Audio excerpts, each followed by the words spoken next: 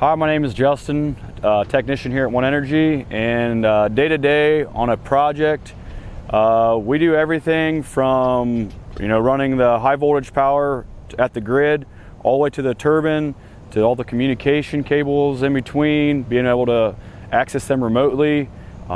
We do the connections in the basement of the turbine. We do connections in the top of the turbine. So basically every part of the electrical system from the grid to the top of the turbine, and then all the communications in between on a day-to-day on the electrical site. With safety precautions with the electrical and with working at the heights, so we're tied off 100% of the time. We've got 2 lanyards to be able to stay tied off 100% of the time. We have a lad safe that hooks up to our chest. There's a wire rope that goes all the way up. I mean, if you would drop, not even 6 inches, it's gonna catch you on the way down.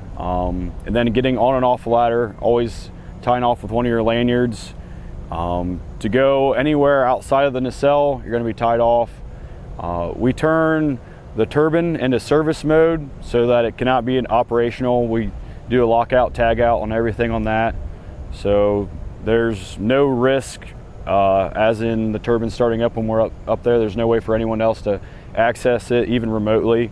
Once we put it in service mode and lock and tag out, we're safe there.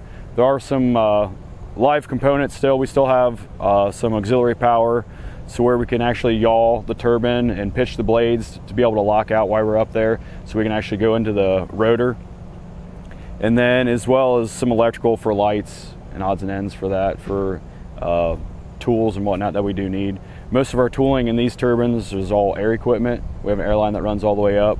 And then all of our electrical equipment, we all have ways to ground everything out nice and safely. We try to turn everything off remotely so we can actually log in and remotely turn everything off, create less of an arc flash hazard.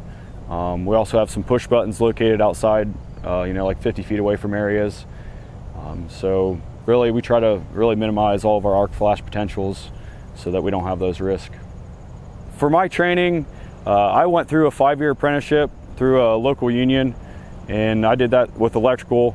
So I basically worked during the day, went to school, for like 3 hours, 2 nights a week, and did that for 5 years.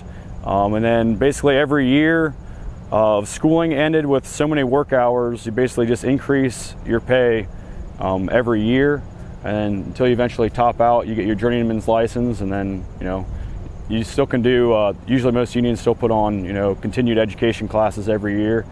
But that's just a good way to, learn a skilled trade that anymore is kind of lacking the manpower, or, the women as well, I guess.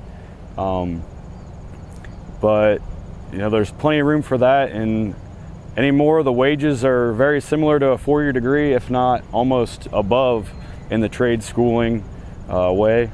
So.